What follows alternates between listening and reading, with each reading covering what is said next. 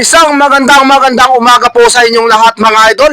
Ako po ay nandito ngayon sa bayan ng Mugpog at ang isa po sa napakasikat na tao at napakahirap hanapin tao ay nasalubong ko po ngayon dito mga idol sa bayan ng Mugpog. Walang iba mga idol kundi si Idol Robin Padilla. At siya po ay i-interviewin natin ngayong araw kung bakit ang buhay po niya ngayon ay naging ganito na at tatanong po natin sa kanya kung ano po ang nangyari. Ito na po mga idol, si Robin Padilla.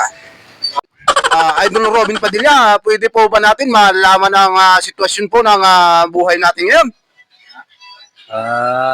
Napakagandang tanong yan, Iyo. Anong gusto mong malaman? Sa buhay ko ngayon, dati ako isang kontraktor, may mga katulong ako, 50 ang katulong ko. Ang bahay ko sa Manila, ang dami kong paupahan. Pati mga sasakyan, napakarami ko. Idol. At isa nga po pala, idol, kumusta naman po ang sitwasyon mo ngayon bilang asawa ni Mariel at bilang padre di pamilya, idol? Napakagandang tanong yan, Batang Midis. Kami ngayon ng aking mahal na si Mariel, maganda nga aming samahan ngayon, at least na wala ko sa showbiz, pero marami kong napundar ngayon na situwado sa amin kayo ng mga bahay, building, sasakyan. Yun lang. Kayo po ba ay wala ng planong tumakbo ng senador ngayong halalan, mga Idol Robin? Napakagandang tanong yan. Tika lang, matira lang ako. Kilala kong kaliskis mo, oy. Pagdating sa politika, nagpaplano ako tumakbo bilang presidente.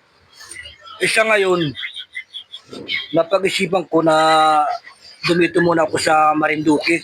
Kasi ang dami ko dito mga lukaran. Naglukad ako nung isang araw, kasampung sa ako kami eh. Tinakasuha yung katulong. Wala yatang pambili lang dyan. Ngayon, pinabayaan ko na lang siya. Kasi, alam niyo naman ako, pag nagagalit, kaya pinipigilan ko sarili ko. Ganun po ba, Idol? Kayo po ba, lagi po yung daladala ang karagata nyo? Ito, sa totoong buhay, hindi ito pwedeng mawala sa akin kasi ito ang aking kakampi eh. Lagi kong pagdadaan ako dito, dadaan doon sa bukbuk, kahit sa paglukad. Ang dami ko naging kalaban eh. Daladala nila mga balong kitirat ng pasan, pati tingkalan. Parang gusto nila akong banatan, buti eh.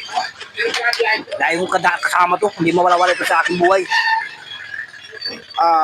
Idol Robin, ito po isang napakaseryosong tanong po nito, Idol Robin, about po tungkol sa inyong pamumuhay. Ano po, Idol Robin, ang naging dahilan kung bakit ang pamumuhay nyo po, ang kabuhayan nyo po, at kayo po ay naghirap at naging tricycle driver na lang po kayo, Idol? Napakagandang tanong yan, Idol. Batang Mindis, napakagandang tanong yan. Sa totoong buhay talaga, mayaman ako. Kaya kong bilhin dito sa buong Mugpog. Ngayon, ako naglaro ng scatter noong 2023. Nalugro lahat, natalo. Dati ako nag-try bike, medyo malaki ang kita ko sa pag-try bike. Bumila akong tricycle, ayun. Medyo naasinson ako ng kaunti, nakita magsamagapon ngayon ng kababayan ay 200, 300. Ayos naman, nakakasurvive. Nakakabili ako ng NP ng 3 kilo. Ayos din. Basta't kasama ko lang itong kargada kong ito. Yan po mga idol. At nalaman po natin kung bakit si Idol Robin Padilla ay naghirap po. Gawa lang po sa scatter, kaya po siya ay naging tricycle driver na lang po ngayon. At ito mga idol, sa daw pang palad na po natin siya. At siya po ay talagang sinasabing idol lang bayan.